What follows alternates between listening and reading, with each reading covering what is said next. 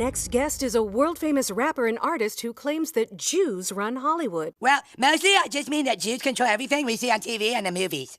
Okay, here goes. During Tropical Storm Ophelia. That's kind of an ironic name for a tropical storm because she drowned. You know what, forget it. Regardless, because of the topic, let's try our hardest not to get cancelled. Hi, I'm Kitty Monk, and I'm here to talk to you about South Park. Or more specifically, Kanye West. Not Ye, because he's not a little B thing. He's Kanye. But don't worry, we'll get there. South Park is a show all about making fun of celebrities. Like, they probably mocked enough celebrities by now that in a super controversial two-parter, the celebrities all got together and tried to class action lawsuit the town. And the episode was aptly titled 200. However, nobody gets as much flack as Kanye West, in universe or out. And also Barbra Streisand and Tom Cruise and Mel Gibson and Michael Jackson. But for the sake of this video, it's only Kanye, okay?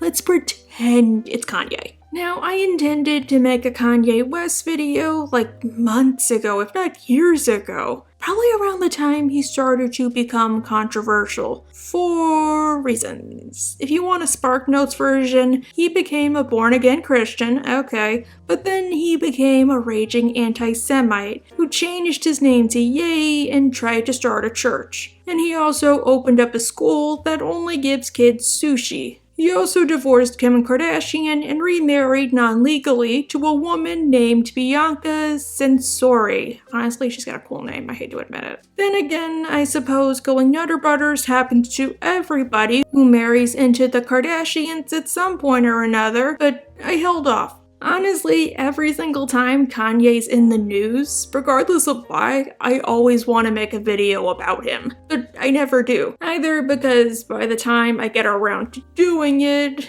I feel like I'm too late, or some bot will flag my videos. Then something happened. Look, there he is! What do you think you're doing, Kyle?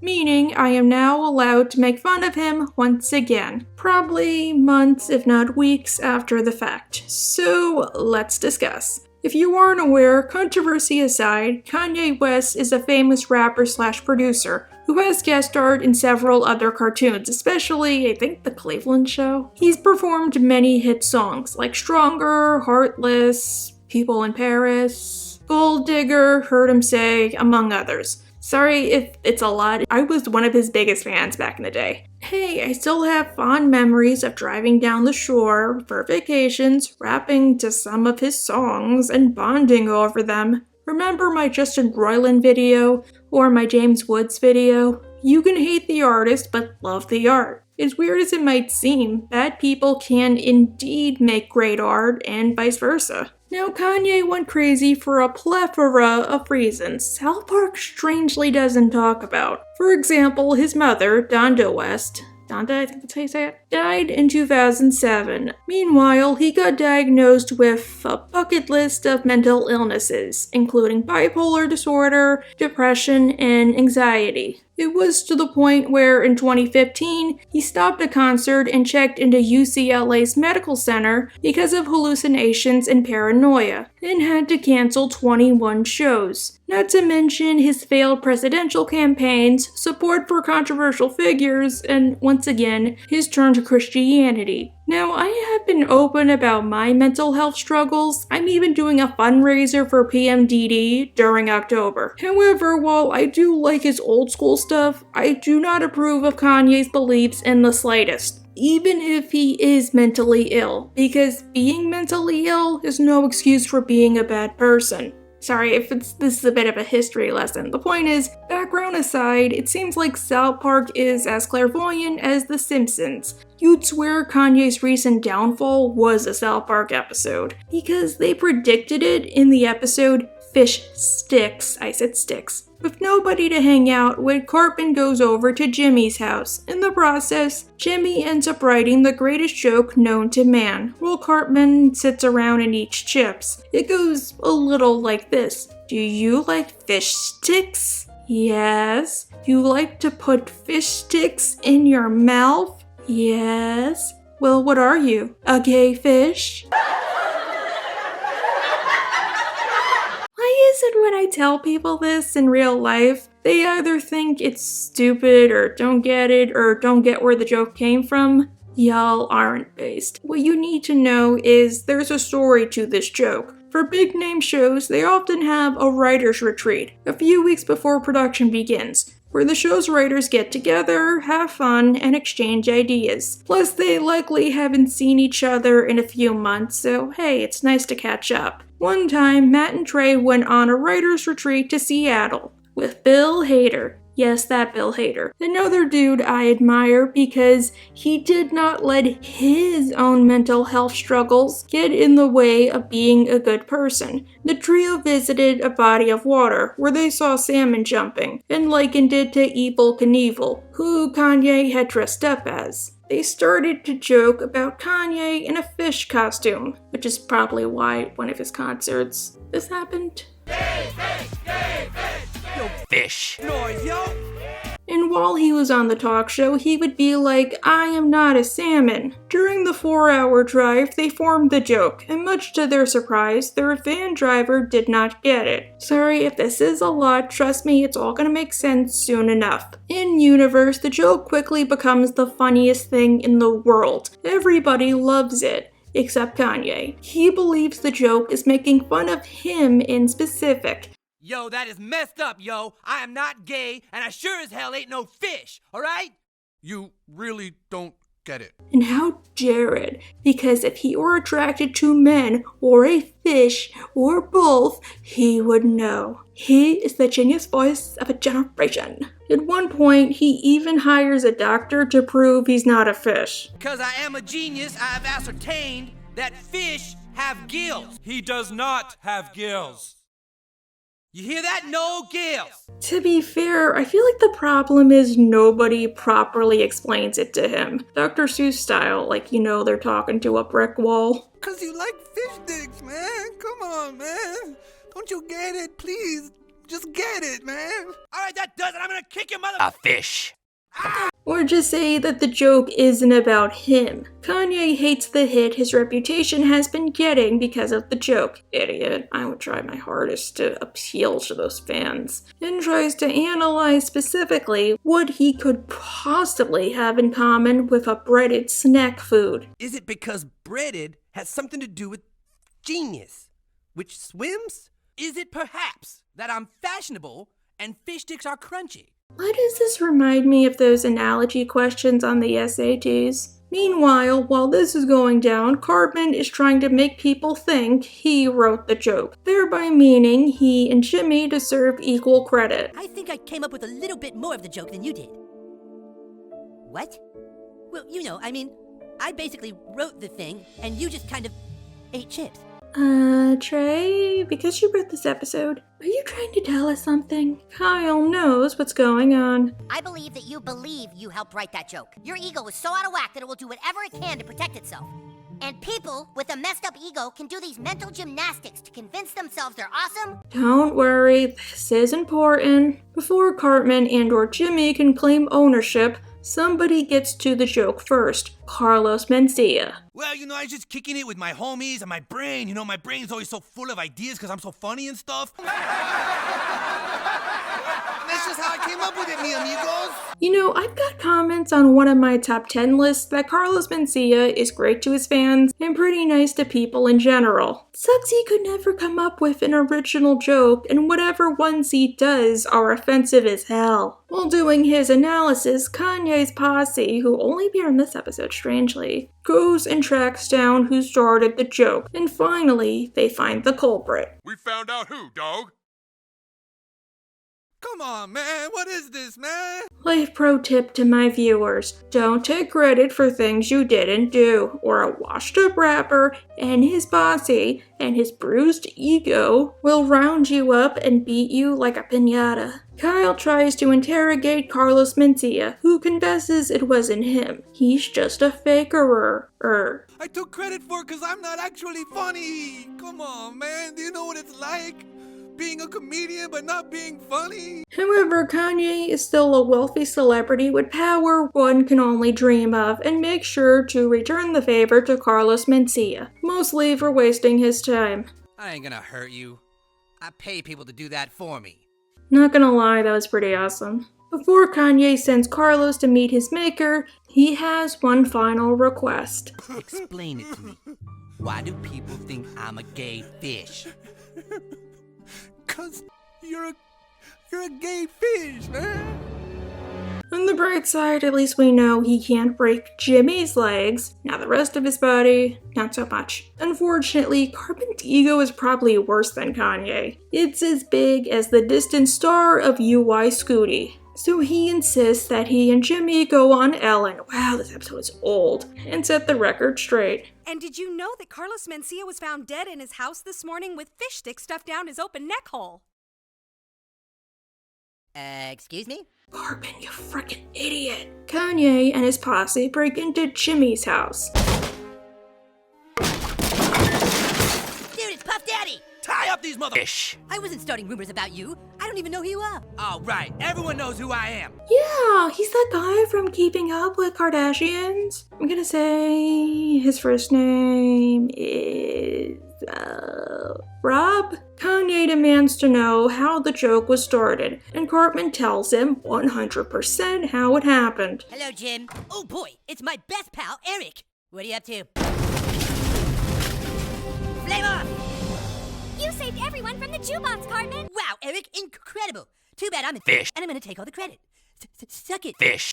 Yep, exactly how it happened, and not a detail missed. Good for you and your eidetic memory. You gotta let Jimmy go. It's all my fault.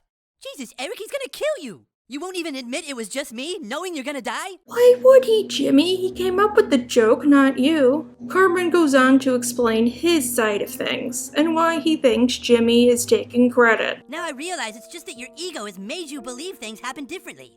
That's what Kyle was trying to tell me.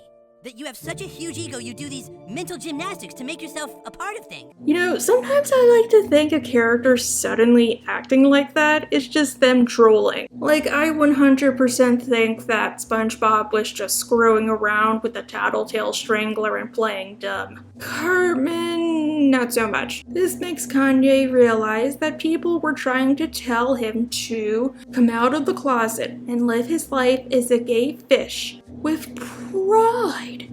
Couldn't take it when people made fun of me. But they weren't making fun of me. They were trying to help me.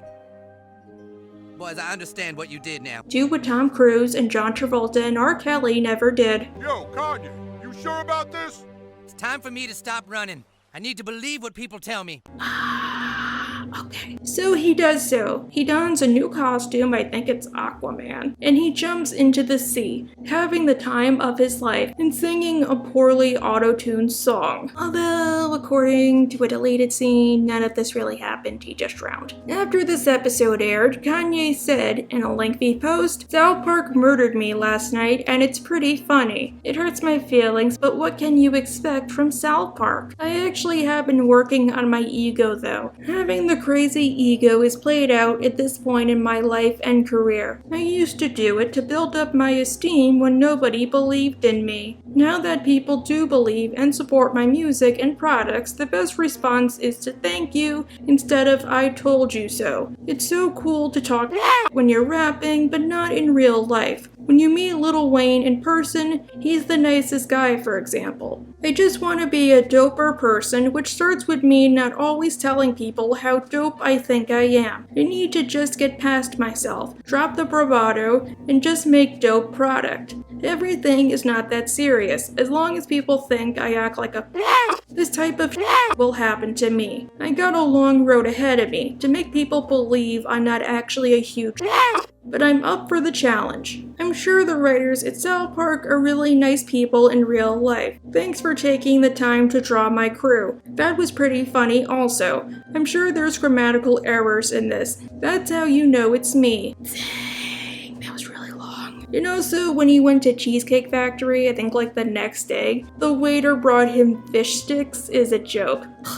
lucky. And honestly, I don't know what to make of this. That's why I never put it on any list, not even as an honorable mention, even though I was tempted to for both of my top 10 lists. Maybe he really did hate it but wanted to save face and be like, ha, I'm better than you. Maybe he liked it but didn't like the jokes. Maybe he never watched it and got somebody else to write it for him. Just saying, with Kanye, it's really hard to tell. What do you think? Don't worry, this isn't the last time we see Kanye. Unless you count that one deleted scene as canon, I don't really. And that takes us to The Hobbit. Wendy starts to protest against Kim Kardashian and Photoshop, and in response, Kanye goes to school to set the record straight. That's right. Uh-oh. Okay, first of all, I am not Aquaman. I am a recovering gay fish. Kim might display Hobbit behavior, but she is a beautiful woman. I love how Kanye gets his own subplot here, where he tries to convince everybody, including Pope Francis, that Kim is not a Hobbit. But it seems like Kanye isn't trying to convince everybody on purpose. He's trying to convince himself most of all. Maybe that explains Cupid Ye. He just stopped. What I like is how he can't think for himself, so he always has Kim on speed dial to tell him what to say next or to confirm stuff. Shh, how you not the Hobbit again? Yeah, right. Yeah, okay, yep, okay, yep, I got it. Okay, love you too. At the end of the episode, he goes directly to Wendy's house when she's sleeping, and rather than beat the crap out of her in Kim's name, he gently sits her down and reads her a story. Once upon a time, there was a little hobbit who lived in the forest. And all the hobbit ever wanted was to be beautiful. It's a metaphor for why somebody like Kim needs Photoshop, because she's ugly and insecure, and Photoshop makes her look like Beyonce, but not have the character or good personality of Beyonce either, even though I heard Beyonce is not a nice person in real life. And rather than marry Hova, she gets to marry another god, Aquaman. And the hobbit and God lived happily ever after in the shower forever because I love it so much. I'm sorry, Hold up! Somehow the story resonates with Wendy, and she gives up her quest against Photoshop. Or maybe the implication that Kanye can follow her home was enough to put her in her place. Truth be told, Kanye only appears like twice, excluding cameos, but he left quite the impact, as you can notice. Granted, I still want to talk about one more episode, Cupid Ye. While Kanye doesn't appear, he does make an appearance in spirit. Because of the remarks Kanye has been making in the media about Jews, Cartman has internalized them through Cupid Me. Oh, I love Cupid Me. This time, Cupid Me actually starts to wear clothes and goes by Cupid Ye. He reminds me of a much more destructive version of Tutter from Bear in the Big Blue House. Cupid Ye tells Cartman to be a good Christian, along with the fact that Jews, as represented by Kyle, because apparently Kyle's like their mouthpiece or something, run Hollywood. Which they can make everyone believe because Kyle runs Hollywood.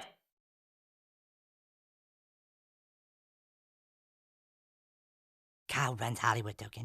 And worse yet, Kyle rewrote history about the Black Hebrew tribes to make the Jews seem like victims, or something like that, I don't know. And he tries to impart this newfound fake knowledge on everybody, Token especially, because he and Kyle have been buddy-buddy, something Stan doesn't like. The thing is, strangely, Cartman is only doing it this time around in order to be a good Christian. Yeah, but it didn't work, Cupid Ye.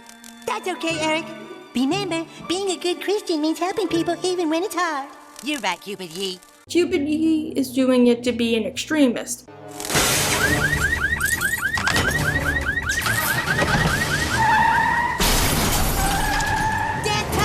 Feed the fish. On Valentine's Day, he ends up infecting everybody with his anti-Semite arrows, turning them against Kyle. A Lord of the Rings prequel?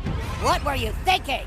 Mario Brothers, Cal? You seriously can't do better than Mario Brothers? Holy crap, this was my favorite part of the episode. While I do like Act 3, I have questions. In previous episodes, the point is made that Cupid Yee is all in Cartman's head. If I had to interpret him, that's just how Cartman copes with trying to be good or deal with things he doesn't understand. Here, it originally starts off that way. For example, Cupid Yee trying to tell Token about the supposed lost Hebrew tribes is really Cartman sneaking into Token's room in disguise. Israel, Kyle wants to take all the credit for what you're doing. Tolkien? And the implication is the same when he's on the talk show. However, once we get to the school, everybody can see and interact with Cupid Yee, no problemo. There's a giant bee in the school. Get somewhere safe. There's a giant bee. Oh, Jesus, here it is. Oh, God, it's a bee. I thought the way it was gonna work was they'd reveal the whole episode was in Cartman's head, and he was the one really doing all of this. Or maybe like 1% it was because, say, he couldn't cope with being nice to Kyle, so he made up a story in his head, and then acted it out in real life. I've heard some people say stuff like maybe Cartman can see Cupid me, and only him, until Valentine's Day comes around. Once again, make of it what you will. What I like is how Cartman is the one who stops him, by force-feeding him his meds. Time to take your meds. No, that's how people control me. You're taking your meds, Yee, one way or another. Love is restored and Kyle tries to tell people the truth about the rumors. We can't control what people say, so we have to be smart about what we choose to believe. If one idiot says that a certain group runs Hollywood, look into it. Too bad they still take the wrong message and decide that Jews like Kyle should be running Hollywood. Let the Jew run it. Let the Jew run it. Let the Jew run it. Let the Jew run it. Okay, I've always wondered about this ending, in the sense that, did Matt Stone really write that episode, or maybe just the speech? Or is this another one of those episodes Trey wrote and he really just changed it as part of the joke? But if he did write it, props to him. He's Jewish himself, even if he wasn't raised as such, and I'd imagine he probably went through a lot of bullying or BS in the last few years because of stuff people like Kanye have been saying. Or maybe he felt really strongly about him. Anyhow, that's Kanye West, and I'm glad South Park tackled him once or twice. It's always nice when they do stuff with celebrities. Sorry if this video was shorter than usual. I have an hour-long video on Friday I'm currently working on. Now, before I finish work on that one, I'm gonna go have a double filet-o fish with extra ketchup. Bye!